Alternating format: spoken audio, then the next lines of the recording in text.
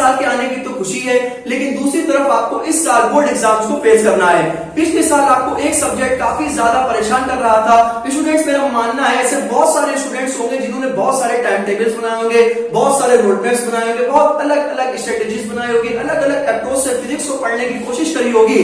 लेकिन इस साल जब आप फिजिक्स को लेकर बैठते हैं, आप फिजिक्स में डेरिवेशंस को लगाते हैं, आप फिजिक्स में न्यूमेरिकल्स को लगाते हैं और आप न्यूमेरिकल्स नहीं कर पाते हैं, आप डेरिवेशंस आपसे नहीं होते हैं, तो आप अपने मन में ये सोचते हैं कि सर इतने रोड मैप, इतनी स्ट्रेटेजीज, इतने टाइम टेबल को फॉलो करने के बावजूद भी, इतनी कॉपीज, इतने रजिस्टर फिल करने के बावजूद भी हमने बहुत सारे डेरिवेशंस लगाए, हमने बहुत सारी प्रैक्टिस करी, हमने बहुत सारे न्यूमेरिकल्स लगाए, लेकिन कहां पर ऐसी कमी हो गई कि अगर हम फिजिक्स को लेकर बैठते हैं तो अब भी हमें डर लगता है कि हम फिजिक्स में क्या स्कोर करें। तो क्या हमारी स्ट्रेटेजी में प्रॉब्लम है, क्या हम अपने टाइम टेबल को सही प्रकार से फॉलो नहीं कर पाए? और जो एक डर है जो बहुत सारे स्टूडेंट्स के अंदर है, और वो डर ये है कि पिछले 2 सालों से जो फिजिक्स का जो बोर्ड का पेपर आ रहा है उससे तो काफी सारे स्टूडेंट्स डरे हुए हैं। तो स्टूडेंट्स, मैं ये बता दूं कि आपको बिल्कुल भी डरने की जरूरत नहीं है। मैं इस वीडियो में स्टूडेंट सिर्फ 5 ऐसी टेक्निक्स को लेकर आया हूं और इन 5 ऐसी प्रैक्टिकल टेक्निक्स है, बहुत ही आसान टेक्निक्स हैं। अगर आप स्टूडेंट इनको फॉलो करेंगे तो आप स्टूडेंट जो भी आपके 40 से 50 दिन बचे बोर्ड एग्जाम के लिए, उसमें आपको ये स्ट्रेटेजी 100% हेल्पफुल होगी। स्टूडेंट्स, क्या होता है कि जब नया सेशन स्टार्ट होता है, अप्रैल है, मई है, जून है, तो उसमें आपके पास बहुत लंबा समय होता है, 1 साल का पूरा आपके पास टाइम होता है कि हम अलग अलग स्ट्रेटेजीज फॉलो कर सकते हैं। हमें जो किताब समझ में आते हैं उस किताब से पढ़ सकते हैं। मान लीजिए अगर हमने एक बुक उठाई, हमें उसमें समझ में नहीं आया तो हमने अपनी अप्रोच को चेंज करी, हमने किताबें चेंज करी। हमें नोट्स नहीं समझ में आया तो हमने दूसरे नोट से पढ़ा, तीसरे नोट से पढ़ा। तो हमारे पास बहुत सारी चॉइसेस होती हैं, हमारे पास बहुत सारी टेक्निक्स होती है कि हम इन टेक्निक्स को फॉलो करके जो हमें सबसे आसान लगता है उनको फॉलो कर सकते हैं। लेकिन स्टूडेंट्स, अब क्या है, अब हमारे पास इतना टाइम नहीं है कि हम अलग अलग बुक्स को पढ़ें, हम अलग अलग लेक्चर्स को देखें, हम अलग अलग नोट्स को बनाएं। तो स्टूडेंट्स, मैं इस वीडियो में आपको सिर्फ और सिर्फ 1 नहीं, 2 नहीं, 3 नहीं, तो एक ऐसी 5 टेक्निक्स बताऊंगा तो कि अगर आपने फॉलो कर लिया तो आप फिजिक्स में जरूर मास्टर हो जाएंगे, आपकी डेरिवेशन पर भी पकड़ हो जाएगी और इसके साथ ही साथ आप न्यूमेरिकल्स को भी बनाना सीख जाएंगे। स्टूडेंट्स, इससे प्रीवियस वीडियोस में मैंने स्टूडेंट्स आपको ये बताया है कि बोर्ड एग्जाम्स में जो कॉपीज होती है वो किस प्रकार से चेक होती है। सबसे पहली बात तो स्टूडेंट्स ये है कि आपको लिखने से तो नंबर मिलेंगे ही मिलेंगे, साथ ही साथ वो आपको किस प्रकार से नंबर मिलेंगे, प्रेजेंटेशन आपको कैसे देनी है, ये वीडियो भी आपके लिए बहुत ज्यादा इंपॉर्टेंट है। उस वीडियो को भी स्टूडेंट्स आप जरूर देखें, मैं इस वीडियो का लिंक डिस्क्रिप्शन बॉक्स में दूंगा, आप उसको देखना, आपको पता लगेगा कि आपको बोर्ड एग्जामिनेशन में रिप्रेजेंट कैसे करना है। तो सबसे पहले स्टूडेंट, जैसा कि मैंने यहाँ पे लिख रखा है कि how to master in physics, और ये वीडियो सिर्फ और सिर्फ क्लास 12 के लिए। अगर क्लास 11 के स्टूडेंट्स भी अगर वर्क करना चाहते हैं तो उनके लिए भी ये वीडियो बहुत ही यूजफुल है। तो सबसे पहला स्टूडेंट्स मैं आपको बता दूं कि अप्लाई 1 मेथड। अब ये स्टूडेंट जो पहला स्टेप है, स्टेप नंबर 1 है कि अप्लाई 1 मेथड, यहां पे मैंने सामने लिखा है, इससे क्लैरिटी मिले। अब चलिए अप्लाई 1 मेथड का मतलब क्या है वो आप ध्यान से सुनिए। देखिए, जो ये अप्लाई 1 मेथड है इसको आप क्या क्या फॉलो कर सकते हैं। या तो जो भी आपके फिजिक्स में 14 चैप्टर्स हैं, या तो आप उनका सीधा सीधा क्या कर डालें, सीधा सीधा वन शॉट लिख डालें,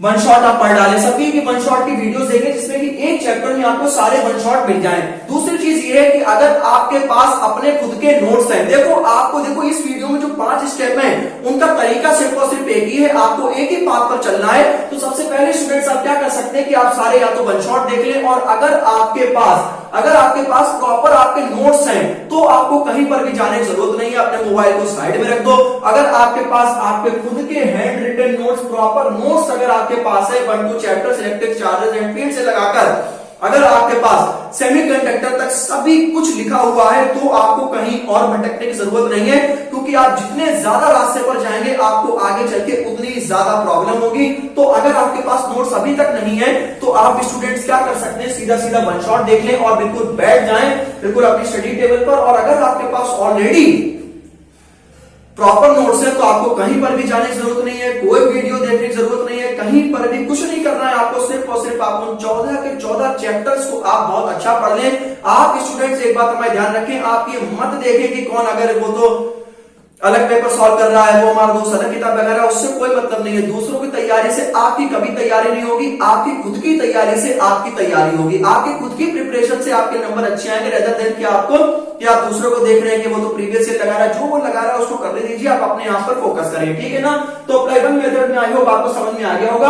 और इसके बाद अगर आपके पास प्रॉपर नोट्स लिखे गए हैं तो इसके बाद आप एनसीईआरटी के एग्जाम्पल सॉल्व कर सकते हैं। आप एनसीईआरटी के एग्जाम्पल्स और जो उसकी एक्सरसाइज है आप उस पर जा सकते हैं। लेकिन अभी आपका पहला मकसद क्या है कि आपको सिर्फ और सिर्फ या तो वन शॉट वीडियो पे जाएं, और अगर आपके पास प्रॉपर नोट्स है तो कहीं जाने की जरूरत नहीं है। अब स्टूडेंट्स मैं आता हूं डेरिवेशन मास्टरी मेथड। स्टूडेंट्स अब क्या हो रहा है कि जैसे जैसे 2 साल के बच्चे प्रीवियस ईयर के पेपर देख रहे हैं तो उसमें इसमें डेरिवेशंस ना के बराबर पूछे जा रहे हैं, लेकिन ऐसा हर बार नहीं होगा।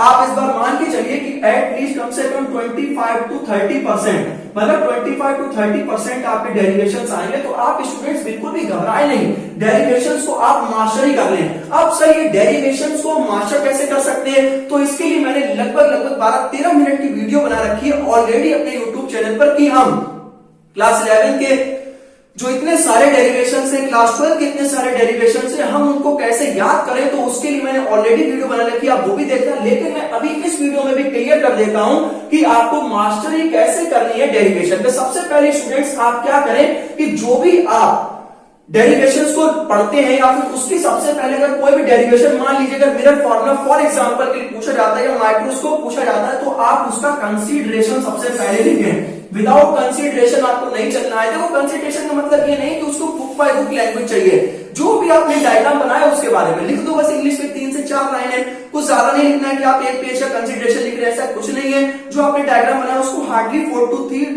3 से 5 लाइन में आप अपने डायग्राम्स को आप करते हैं, और इसमें कोई रटने की जरूरत नहीं। जो आपने बनाया है, जो आपने हिंदी में सोचा है, उसी को आपको इंग्लिश में ट्रांसलेट करके लिखना है, दिस इज इजी, ठीक है ना।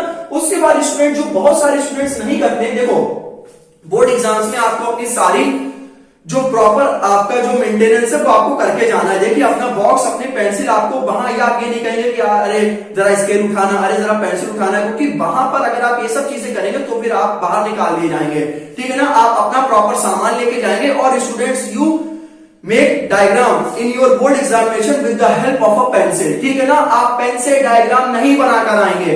अब मैं ये कई बार बच्चों से कह चुका हूं कि सर उससे कोई फर्क नहीं पड़ता, बहुत फर्क पड़ता है। अब समझाने वाले को हर चीज समझाई जा सकती है, जो नहीं समझ सकता उसको कुछ नहीं समझाया जा सकता। तो मेरा मानना है कि आपको स्टूडेंट्स पेंसिल से आपको प्रॉपर डायग्राम बनाना है, थोड़ा डायग्राम बड़ा बनाना, ठीक है ना। और make proper diagram and label them, ठीक है ना। उसके बाद आपको प्रॉपर लेबलिंग करनी है कि हाँ अच्छा ये ऑब्जेक्ट डिस्टेंस होती है, ये इमेज डिस्टेंस होती है, ये प्रिंसिपल एक्सिस होती है, जो ये मिरर होता है, ये कौन सा मिरर आपने बनाया, कॉन्वेक्स बनाया, कंकेव बनाया है, ठीक है ना। तो इस प्रकार से जो ऑब्जेक्ट आपने रखा है लेफ्ट हैंड साइड पर उसका प्रॉपर नाम दे, जो इमेज बनी है A डैश B डैश उसका प्रॉपर नाम दे, तो उसको समझा दे कि ये B क्या है, A डैश B डैश क्या है, U क्या है, V क्या है, HI क्या है, HO क्या है, तो इसको आप प्रॉपर समझा दें। और स्टूडेंट जो भी आपको डेरिवेशन करना है वो आपके 8 to 10 स्टेप्स में आपको खत्म कर देना है, ज्यादा नहीं लिखना है, टू द पॉइंट आपको अपनी बात लिखनी है। और जो चौथा पे आपका जो स्टेप है जिसमें आप अपने आंसर को खत्म करेंगे, आप अपने आंसर को बॉक्स में बंद कर देंगे। स्टूडेंट्स क्या होता है कि अगर आपका प्रॉपर डायग्राम बनाए और आपका जो आंसर है, एक तरफ बच्चे ने अगर लिखा हुआ है, मैं आपको दिखा भी दूंगा, एक तरफ अगर लिखा हुआ है कि पूरा उसने आंसर लिखा, लेकिन उसने अपने आंसर को बॉक्स में बंद नहीं किया है। लेकिन जो दूसरी तरफ एक बच्चा है उसने अपने आंसर को बंद किया है, उसने प्रॉपर डायग्राम बनाया है। भले स्टूडेंट्स अगर आपके 1 से 2 स्टेप थोड़े से गड़बड़ होते हैं, लेकिन अगर आपका डायग्राम बना हुआ है उसका जो बॉक्स में बंद है, तो सबसे पहला जो एग्जामिनर के माइंड में जाता है वो अंडरलाइन वर्ड्स और एक जो बॉक्स नंबर करता है तो सीधे आपको नंबर देता रहता है। देन अगर आपका 1 से 2 और 1 से 2 लाइन अगर आपकी थोड़ी सी गड़बड़ है, लेकिन अगर आपने अपने आंसर को बॉक्स में बंद नहीं किया है तो पूरा स्टेप पड़ता है, जिससे कि और एक चीज और आपको नंबर तभी ज्यादा मिलेंगे जिससे कि आपकी जो कॉपी है वो जल्द से जल्द चेक होगी और सीक्वेंस को आपको फॉलो करना है। तो स्टूडेंट मेरी आप इस बात को मानिएगा, ठीक है। अब हम बात करते हैं कि हमने न्यूमेरिकल थ्योरी पर बात करी, हम बात करते हैं न्यूमेरिकल्स पर कि जो न्यूमेरिकल्स है वो हम कैसे बनाएंगे। तो सबसे पहले स्टूडेंट जो कि मैं बेसिक से कहता हूं कि आपको फॉर्मूला शीट बनानी है, बन जाएगी सर फॉर्मूला शीट हम बना लेंगे। लेकिन जो भी आपको फॉर्मूला शीट बनानी है उसको आप क्या करें, उसका थोड़ा थोड़ा डिस्क्रिप्शन दे दें, जिससे कि जो आपके जो फॉर्मूला शीट्स है वो आपके थोड़े से शॉर्ट नोट्स में कन्वर्ट हो जाए। समझ में आया? जो आपको फॉर्मूला शीट बनाएंगे वो आपका थोड़ा शॉर्ट नोट्स में कन्वर्ट हो। सर ये बात समझ में नहीं है, इसको बताते हैं। जैसे कि मान लीजिए आपने अगर एक मिरर फॉर्मूला लिखा 1/v + 1/u = 1/f, अगर लेंस लिखा है तो 1/v - 1/u = 1/f, तो उसमें v क्या है, u क्या है और f क्या है, इसका थोड़ा सा हल्का फुल्का डिस्क्रिप्शन आप दे सकते हैं। जिससे कि क्या होगा, आप अगर देख लेंगे कि यू भी पता है, वी भी पता है, एफ भी पता है, तो इससे आप क्या कर सकते हैं, आपको पता लग जाएगा कि हाँ थोड़ा सा हल्का सा शॉर्ट डिस्क्रिप्शन है, पूरा नहीं लिखना है तो पूरा तो नोट्स नहीं आपके पास, बस 2 से 3 लाइनें 4 लाइनें में आप लिख दीजिए, जिससे कि जो आपके जो फॉर्मूला शीट है वो शॉर्ट नोट में कवर हो जाए। अब हमें इसका फायदा क्या होगा, अब जैसे मान लीजिए अगर आपका अगले दिन फिजिक्स का एग्जाम है, तो आप अगर घर पे चाय वगैरह पी रहे हैं, तो आप चाय पीते पीते फटाफट आपका जो चैप्टर होगा 2 से 3 पेज में हो गया होगा। तो इसके लिए आप बस फटाफट अपने पन्ने पलट सकते हैं, जिससे कि आपके जो फॉर्मूले होंगे वो एकदम से आपके माइंड पर क्या करेंगे, स्टिक करेंगे, जिससे कि आप चीजों को बेहतर ढंग से समझ सकते हैं। इससे आपको क्या होगी बेटा, हेल्प होगी। और इसके बाद स्टूडेंट जो चौथी प्रैक्टिस आती है वो है इंटेंस न्यूमेरिकल प्रैक्टिस। मतलब क्या है कि डेली आपको कम से कम स्टूडेंट 50 क्वेश्चंस आपको सॉल्व करने, इसमें न्यूमेरिकल भी हो सकते हैं, एमसीक्यू भी हो सकते हैं, थ्योरी भी हो सकती है। मैंने इस पे इंटेंस वर्ड इसलिए लिखा क्योंकि अब इतना टाइम नहीं हमारे पास कि हम डेली 4 या 5 क्वेश्चंस को लगाएं। आप डेली कम से कम 40 से 50 क्वेश्चंस आप सॉल्व करें, तभी स्टूडेंट्स आप स्कोर कर पाएंगे। इसके बाद स्टूडेंट जो लास्ट है वो मैंने यहाँ पे लिखा है सॉल्व प्रैक्टिस। और यह एक तरफ आप प्रैक्टिस सेट्स को निकलवा लें, ठीक है ना, आपके जो एग्जाम्स हुए होंगे उसमें प्रैक्टिस सेट्स आप निकलवा लें। सीबीएसई की वेबसाइट पर बहुत सारे पड़े हुए हैं और ऑनलाइन तो आपको हजारों मिल जाएंगे। एक आप अपने समय से प्रॉपर आप अपने सामने घड़ी लगा लें और प्रॉपर आप 3 घंटे तक प्रॉपर आप बैठे। आप अपने घर वालों से कह सकते हैं कि मुझे प्रॉपर 3 घंटों में कोई डिस्टर्ब नहीं करेगा। आपने 3 घंटे बैठे और कोशिश करें कि अगर मान लीजिए आपने अपना पेपर 9 बजे से स्टार्ट किया, सबसे पहले तो जिस समय आपका एग्जाम है मुझे लगता है 11 से 2 बजे तक है, तो आप 11 बजे से आप अपना एग्जाम को लिखने बैठे और आप 1:45 तक अपना एग्जाम को करके रखें। मेरा मानना है कि स्टूडेंट 15 मिनट पहले या 10 मिनट पहले एटलीस्ट आपका पेपर फिनिश हो जाना चाहिए, क्योंकि 10 मिनट में आप, और एक चीज और भी है, बिना पढ़े अपने पेपर को सबमिट नहीं करना, टाइमली अपना करना। अब इसका मतलब क्या है ये मैं आपको बताता हूं। आप 10 मिनट पहले कर लेना, फिर आप क्वेश्चन को मिला लेना कि हमने ये क्वेश्चन किया, थोड़ा सा देख लेना, ये क्वेश्चन क्या, अच्छा ये स्टेप लिखा है, अच्छा ये क्वेश्चन क्या, ये स्टेप। उससे क्या होता है कि पूरा पेपर आपके माइंड में बैठ जाता है। तो ठीक है ना, प्रॉपर प्रैक्टिस, प्रॉपर स्पीड। अब ये स्पीड कैसे बढ़ेगी, राइटिंग कैसे अच्छी होगी, वो सब मैंने अपने यूट्यूब चैनल पर पहले से ही बता रखा है, ठीक है ना। तो आप इसको फॉलो करना। अगर आप इन 3 घंटे में अगर आप नहीं करें, क्योंकि जब आप तैयारी करके नहीं जाएंगे, अब आप 3 घंटे नहीं बैठेंगे तो वहां पर आपको आलस आएगा, फिर आपको नींद आएगी, तो इससे आपका पेपर काफी ज्यादा खराब हो सकता है। तो आप मेरी इस बात को माने और आप बिल्कुल घबराएंगे। जो भी आपके पास अब प्रॉपर समय है, आपको एक ही रास्ते पर चलना है और एक ही रास्ता जो आपने पकड़ लिया है उसी को आपको फॉलो करना है। तो ये मैंने कुछ स्टेप्स आपको बताए, ये ऐसे स्टेप्स हैं जिनको अगर आपने बेटा ब्लाइंडली फॉलो किया तो आप फिजिक्स में आपको नंबर भी आपके अच्छे आएंगे।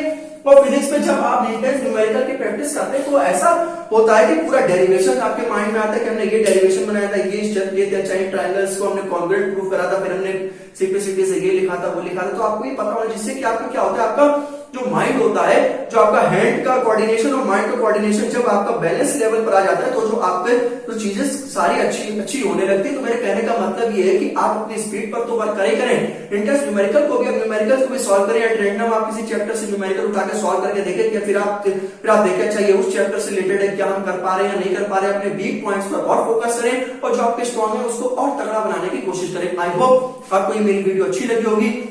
वीडियो अगर अच्छी लगे तो वीडियो लाइक करें, हमारे चैनल को सब्सक्राइब करें। मेरा नाम है स्टूडेंट अमृत शर्मा। एक बार फिर से आप सभी को नए साल की शुभकामनाएं, नए साल की हार्दिक बधाई। आप सभी स्टूडेंट्स का जो ये साल है वो काफी अच्छा हो, आपके बोर्ड एग्जामिनेशन अच्छे हो और जो आपने अपने सपने पूरे करे हैं वो आपके सभी सपने साकार हो, आपके सभी सपने पूरे हो। यही मेरी आशा, यही मेरी मनोकामना है और मैं आशीर्वाद देता हूं स्टूडेंट्स आपको कि आप अपने बोर्ड एग्जाम में तो अच्छा करेंगे, साथ ही जो आपकी प्रैक्टिकल लाइफ है उसमें भी आप आगे बढ़ेंगे। तो मैं मिलता हूं नेक्स्ट वीडियो, तब तक के लिए take care and God bless all of you my dear students and love you so much.